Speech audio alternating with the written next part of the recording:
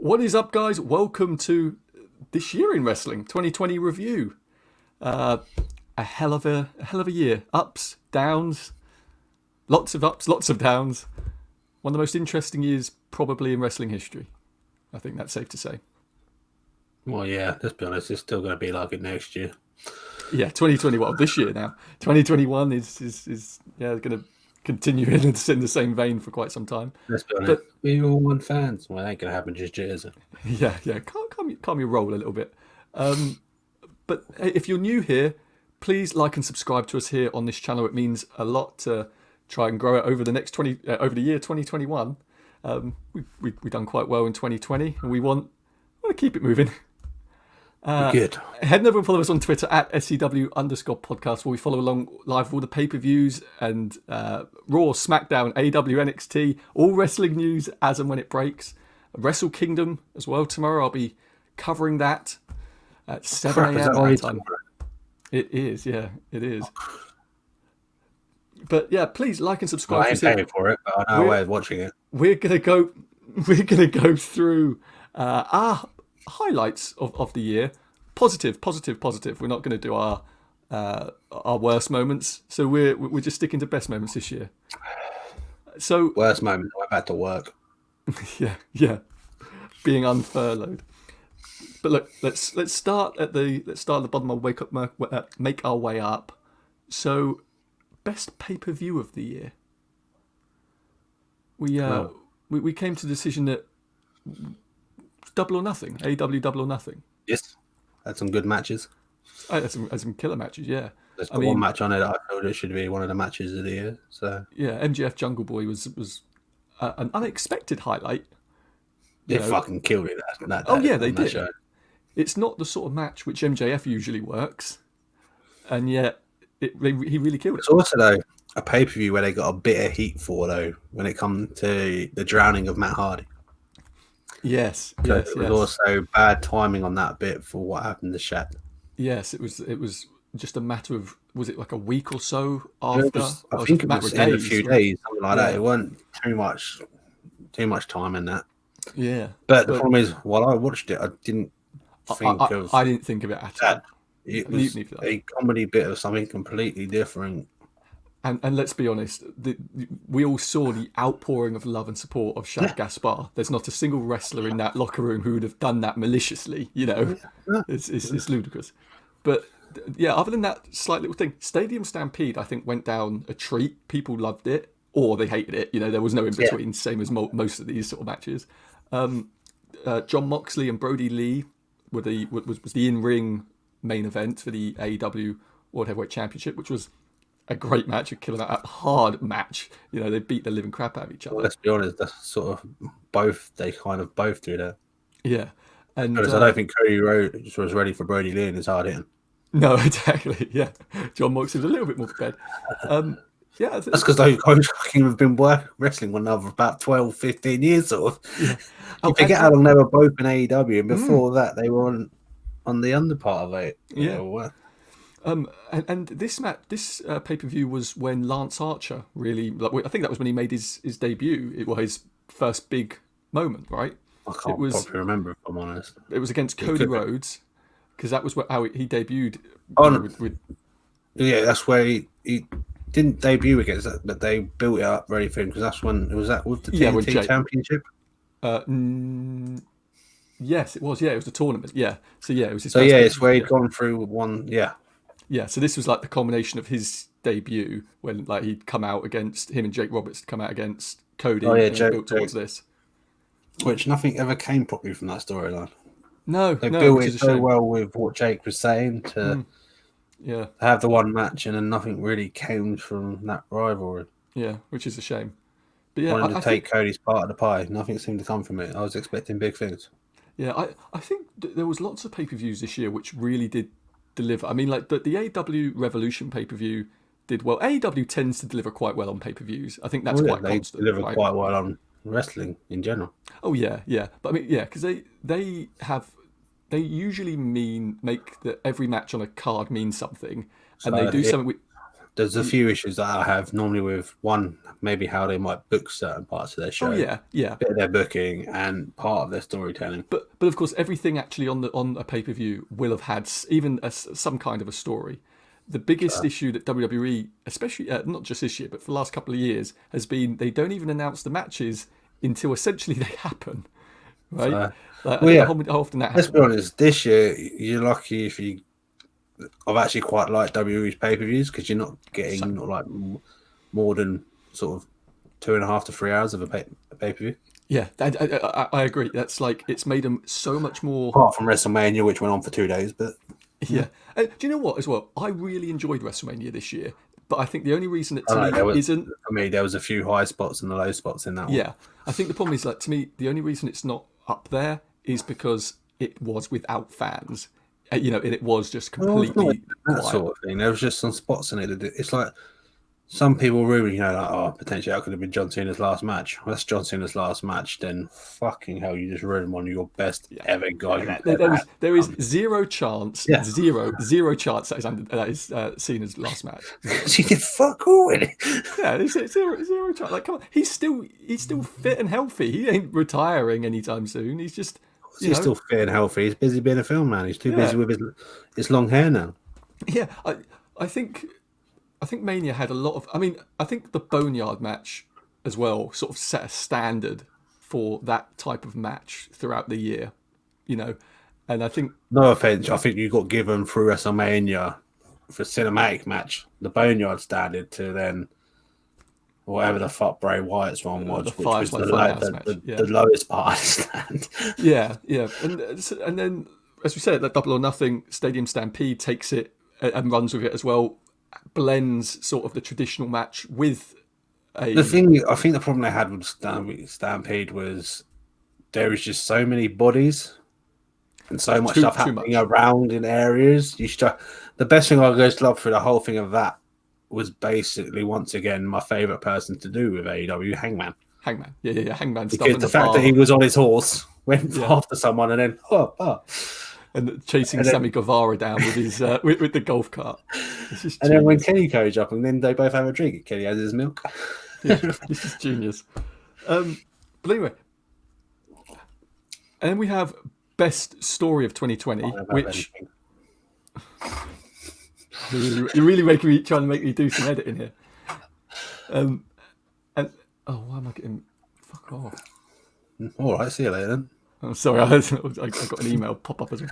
And then we have our best story of 2020, which I think was a rarity in WWE in that they actually managed to tell a long-term story.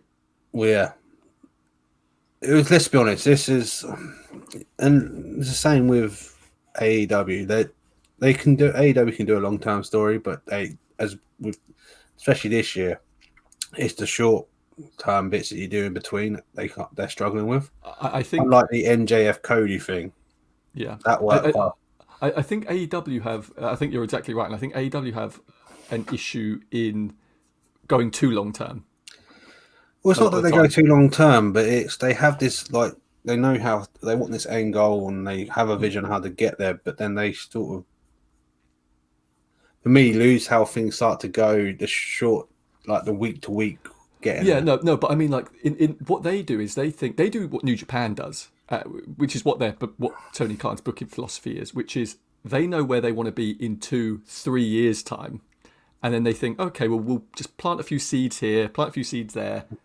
And it will slowly figure its way out, which means that for 2, 3, 4 week periods, a lot of the time, nothing happens in certain stories, and that's the New Japan philosophy of doing things. Well, yeah, but it's also like your heavyweight champion, where you don't even see him on your show. What you get is, we got an interview with him in the hallway over here in some hotel. Yeah, and I think. Going back to our actual person who potentially maybe won this award and who have managed to just outbeat probably one of the best other stories that went on for 2 months. Yeah, which is Roman and Jay. Yeah, so we said that our best story was Sasha and Bayley. I said, and he said Basher and Saley.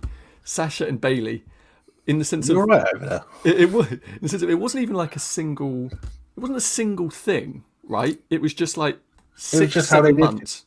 Yeah.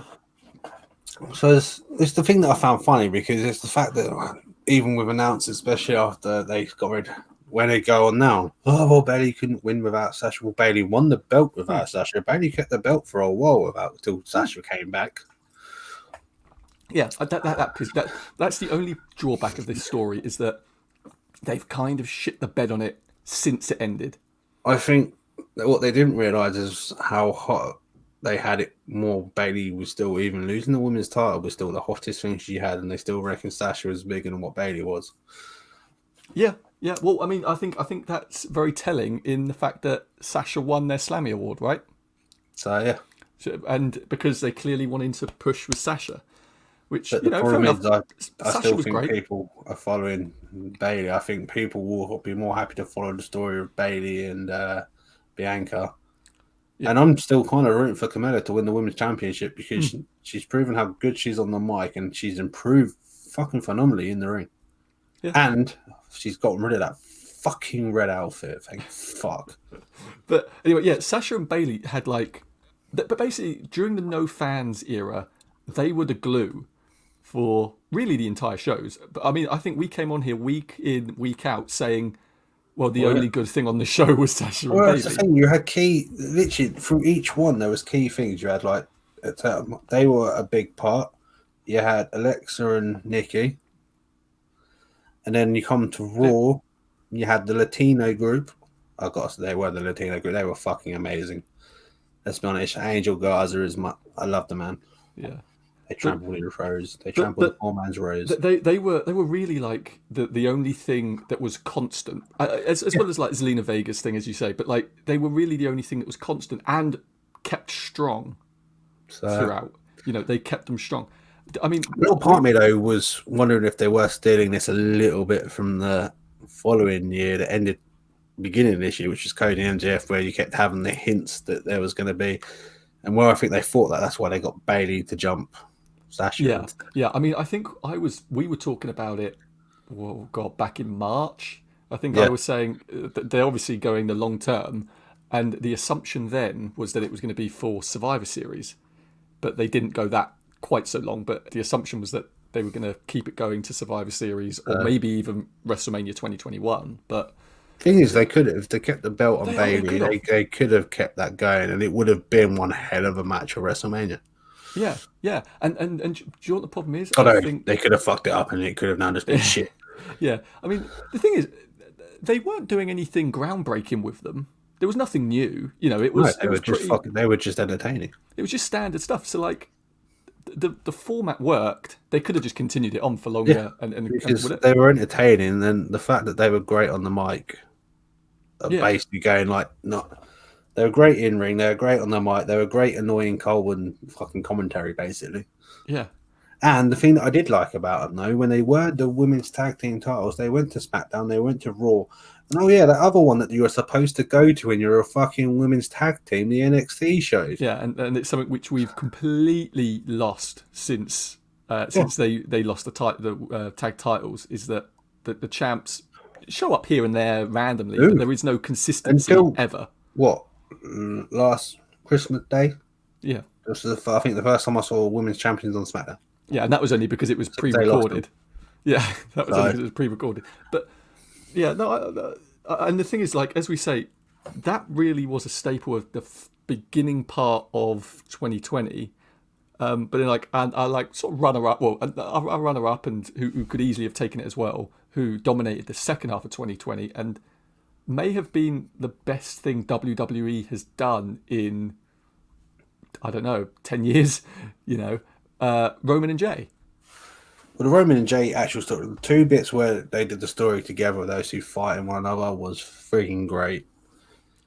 And then, unfortunately, they made it go a bit south with Jay, since they have the moments where it suddenly goes up and then it's back down. And, and I think that's kind of the problem with WWE at its core, right? Because what did we just say about Bayley and Sasha, right? It's the same thing. They shit the bed on it afterwards.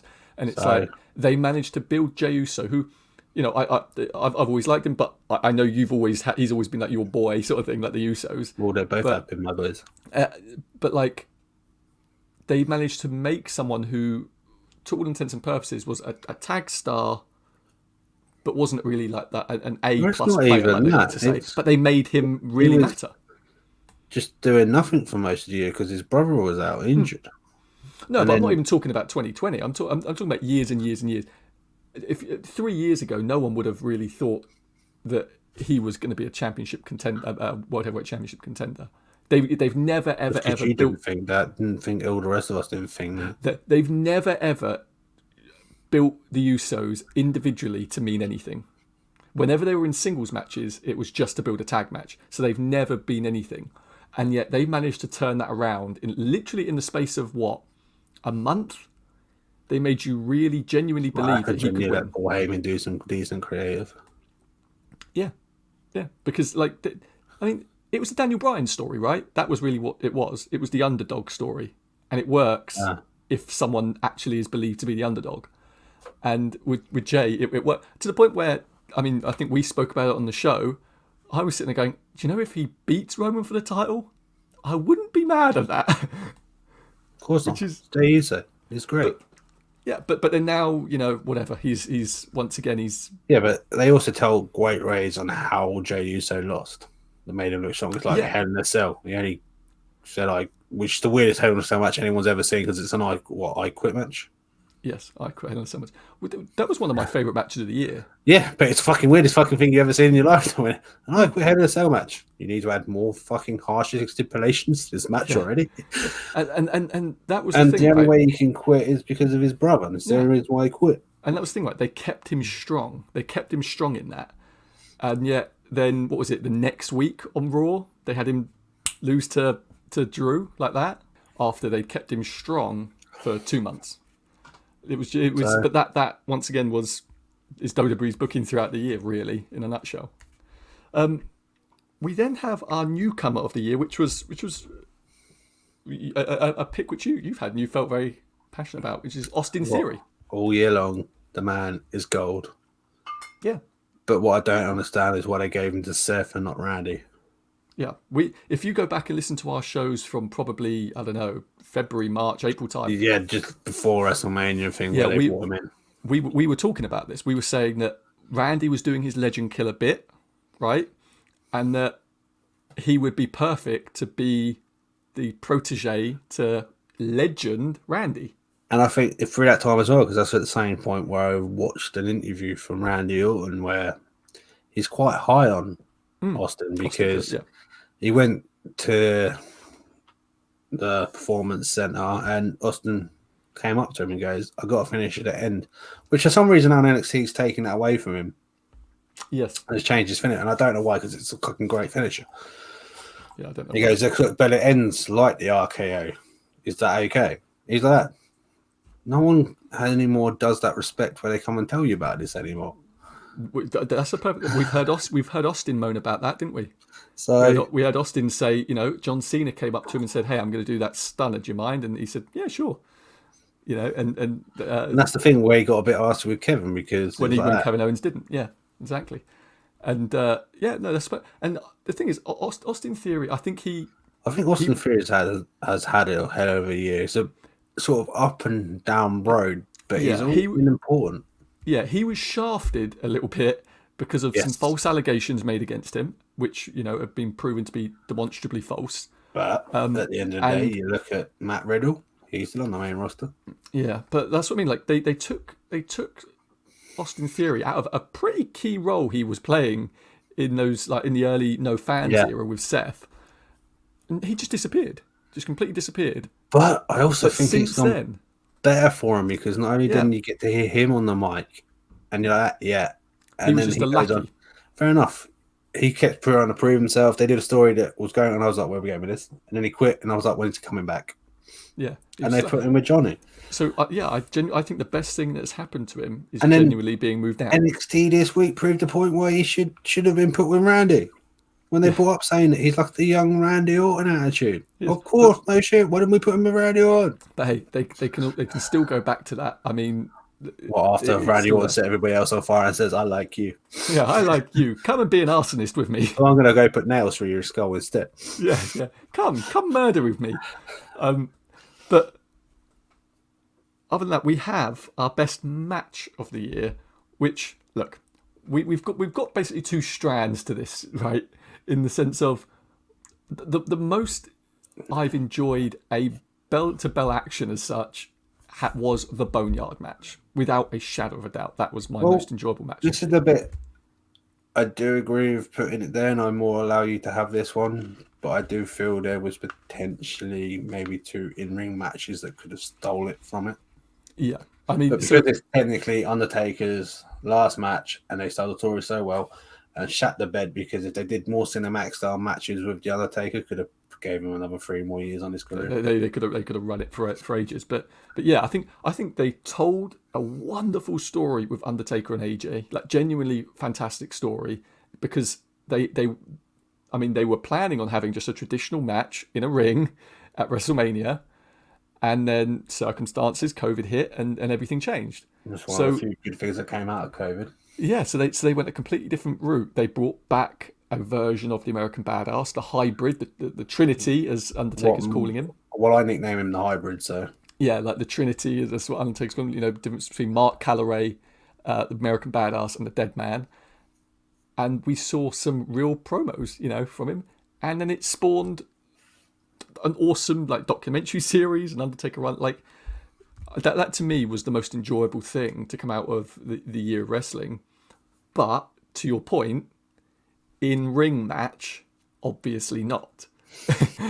And I think you're right. So you had two matches on your in-ring list, which was MJF and Jungle Boy from Double or Nothing, which we spoke about. That was, I think, the match that surprised everybody on. It almost stole the show. Yeah, and I'd forgotten about it until you mentioned it, and I forgot just how blown away I was when I saw that. Just remind myself.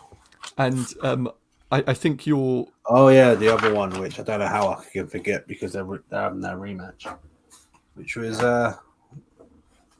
Barlow and Kyle O'Reilly. Yeah, Kyle O'Reilly. Yeah, and that was a hard-hitting match where, you he can broke put in a Finn's match. jaw. Well, yeah, he broke a few ribs back. Yeah. Yeah, that was a phenomenal match. Genuinely phenomenal. And they still fucking battered one another for another 15, 20 minutes after all these injuries. Yeah. So. And then, if we were talking about in-ring, as I just said, I thought Jay and Roman was one of the most captivating matches. Hell in a Cell was one of the most captivating matches of the year. I got me with how Roman does his things now, where he's now also improved his promo work and does that at the same time in the ring. It helps. Yeah, because I said this a few weeks ago as well. Roman versus Drew at Survivor Series, one of my favourite matches of the year as well. So, but for me, I think in-ring matches, it's probably those two that I just put slightly higher than everyone else. And I think a match which most people have spoken about this year as being one of the best of the year was Hangman and Omega versus the Bucks at Revolution. Yep.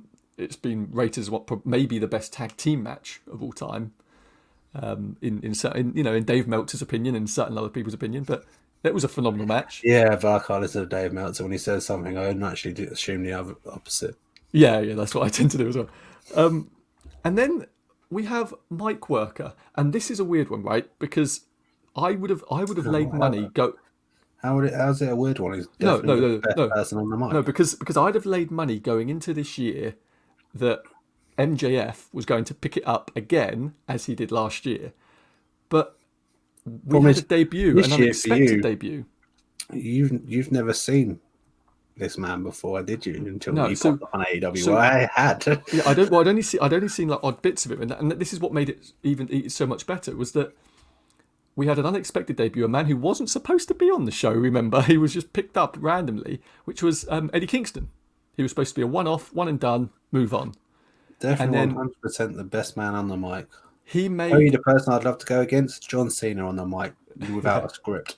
He made an instant impact against Cody. That was when he debuted for the TNT Championship during his open invitational. Yeah. And I remember tweeting out at the time, that as it was happening live, and saying to you the next day, is that I had seen him here and there in indies. I'd never followed him. I'd never really cared too much about him. That's where I was watching a bit more of the NWA, and he'd pop through there as well. Yeah. And it was just more his mic skills that I was like that. I was really impressed with. And that was the thing. It was that first promo, he instantly made me be like, oh, I like this guy, which is hard. That's quite rare nowadays to do. Unfortunately, you forgot about him, and I had to jog your memory to remind you about him. But yeah. But I'd completely forgotten, because in my mind I was thinking like Randy Orton and Edge, and like the way in which they sort of dominated the early part of the year. You want to know, though, to put them two on a back foot, you want to talk about the promo work between him and John Moxley when it comes to that was for me some of the best better than what Edge and Randy Orton did. Yeah, and I think the problem there is that I think, and I don't think you're wrong at all, I think you're completely entirely right, but I think Edge and Randy Orton have the disadvantage of still having to work inside that stupid WWE framework, you know what I mean? Where they can't just go. Whilst John Moxley and Eddie Kingston had that wonderful ability to just go. This is a little bit reason why I'd love to see John Cena with an AEW promo thing where he could just go, because I think he'd just tear everyone apart. Yeah, exactly. And it's like, I think that's where the difference lies. I think WWE had probably its strongest year in promo for maybe 10, 15 years, right? Yeah, definitely once it because they had to. Also, where it wasn't so much live, they could do retakes, and it started to improve, and then they've done live again, and it's still it hasn't gotten crap again. I'll give it that. But it's because like Vince didn't like the empty arena wrestling, so he focused more on promos again, which I think bettered everyone on the roster. I think it did. I think it benefited. Well, it helped make certain wrestlers start to shine a bit more. Yeah, but the problem still shines through that it's still scripted, it's still fake, and it's still a bit cheesy in lots of ways. So yeah, like when you get someone like Eddie Kingston who reminds you so much of like, you know, like an Austin sort of thing, you know, it killed it. We don't have our best group of the year, and do you know what? This year's been pretty decent for groups, right? Well, there's been some key bits. Let's be honest. The key one that came from last year, well, they almost fell apart, which is Inner Circle. Yes. They've had a bit of an up and down one. Yeah. So, but then we thought that really this year there was one group which kind of this group dominated, right? They formed in the year, yeah, and are still dominating right now. And that's the Hurt Business MJF's group, and I won't lie. MJF, you mean MVP? Wrong show, mate. Wrong show. Yeah. WWE, not AEW. It's funny, you agreed with me, and then we both at the same time realised, oh wait, that was wrong. MVP made his return at the Royal Rumble this year, and immediately sort of helped to make a difference with a lot of the younger talent, right? I wouldn't classify Bobby Lashley as a younger talent, but not Bobby Lashley, but I would say underused talent. I should have said that. That will be better because Shelton Benjamin isn't underused talent. And remember this: MVP was actually only hired as a producer. So he was never hired to be a wrestler. Well, it's also a waste. The thing is, you don't need him to even wrestle. You put him in that management role, he can help shine. You're giving people that maybe not always do some of the best. It's like Paul Heyman. You put Paul Heyman with Brock. Brock's not. Well, actually, to my eyes, I was enjoying when Brock finally got on the fucking microphone because Paul Heyman just became a broken record. Yes, but you know, Paul Heyman can talk. Problem is, he's now got stuck on this certain theory on a certain ways of talk, and this is why I think it's better with Roman, because Roman just sort of then gives me the microphone and then takes over. And I think Paul knew that as well. Paul knew he was stale, and it's why he's allowed Roman to do his thing. But with the Hurt Business, MVP's a killer on the mic. He always has been. I mean, that's why they gave him the when MVP he went lounge and stuff. He went into Impact. Yeah, and technically, what this group has come from, they stole from that because that's him and Bobby. Yeah. So I mean, I was moaning a lot about them at the beginning of the year in that I wanted them to be winning. Right, that was all I kept saying. Let them win. They were never winning, and it was driving me so insane. You know what you're telling me then this year that a certain other group is going to kill it from Raw. Retribution. Oh, yeah. Oh, they fuck. What are you about? They just want Ali just won a match this week against Ricochet. Yeah. I think they're wrestling more on main event and superstars than they are on the main. People wrestling. are still talking about Braun coming back as the leader. member. Yeah, whatever. I'm done with Retribution. They killed that group very, very quickly. The thing with Hurt Business is even when they were losing, I was still interested because they made me interested. Yeah. With Retribution, they lose, and I just don't care anymore. Also this year, I think we've got to shout out Dark Order in that they started pretty poorly, or they started deteriorating. Well, they started their thing. They started strong.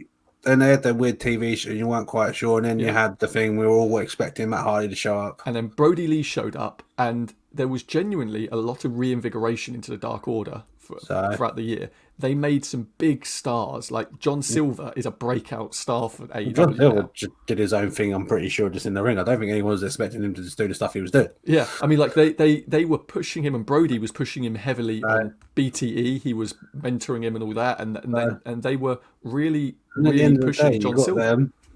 I even think Anna Jay's fucking come tenfold. Yeah.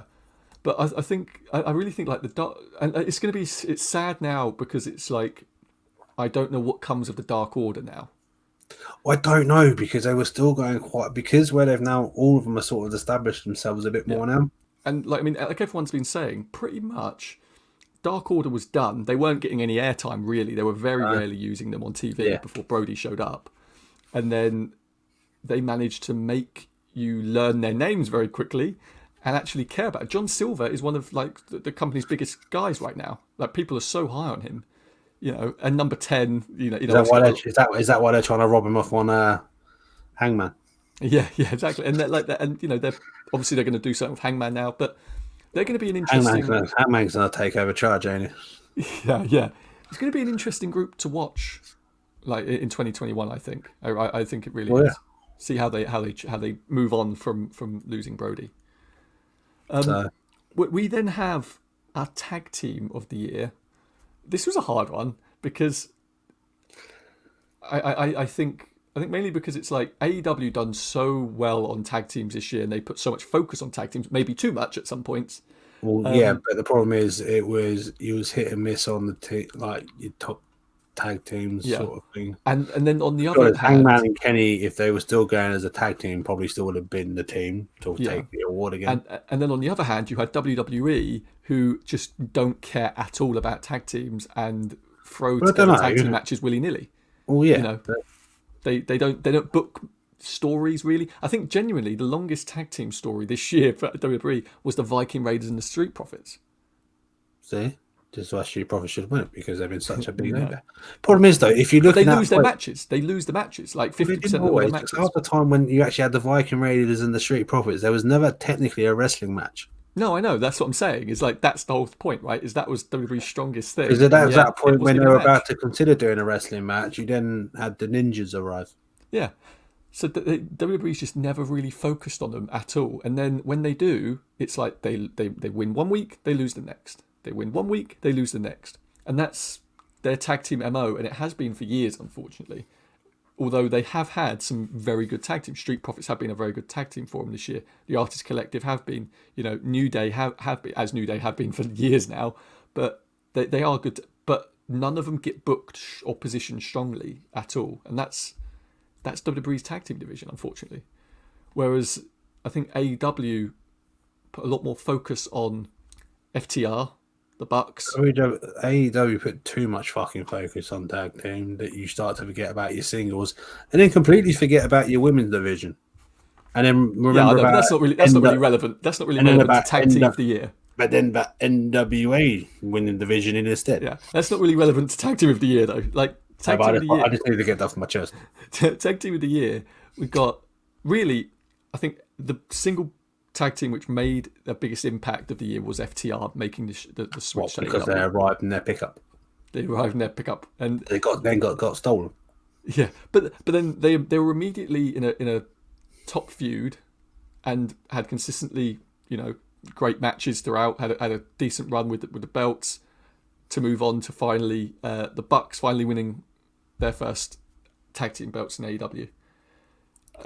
And as you've said, next year, or 2021, is probably going to be a bigger year for them. But in a year which really only one show really cared about tag teams, FTR clearly had the biggest impact in tag teams. Yeah, AEW cared a little bit too much when you could arrange most of your show through multiple different tag team matches of numbers.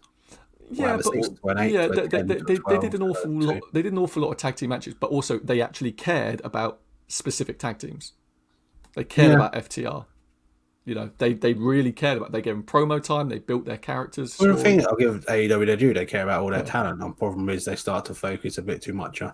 Our female of the year. I mean, we've already kind of hinted at it earlier. Was the fact that Bayley and Sasha killed the year really for the women's division, especially in WWE, because there wasn't one in AEW. And it was the NWA. To us, Bayley edged out Sasha quite significantly, even though to WWE, Sasha was on top. I think in reality, Bayley was the one which ran through this, right? Bayley technically only won one championship. Sasha lost 2. Yeah. And Bayley carried that top for a long time. Because Bayley wasn't the one who got pinned when they lost the tag team titles either. So. No. I think they done their utmost to keep Bayley strong for months. And then decided to after Sasha beats her for the SmackDown title. And now they've realised they fucked that up, and they're going back on themselves with that one. But no, at the beginning of this year, from the moment that the pandemic hit and lots of talent was taken off screen, they went home or whatever, or they were furloughed, and there was much fewer talent for them to play with, Bayley stepped up and was on both shows. So it was same with Sasha, but they were on both shows, and as we said, was the highlight of most shows. Yeah, but Bayley was doing it a little bit longer because before Sasha came back, Bayley was already women's champion.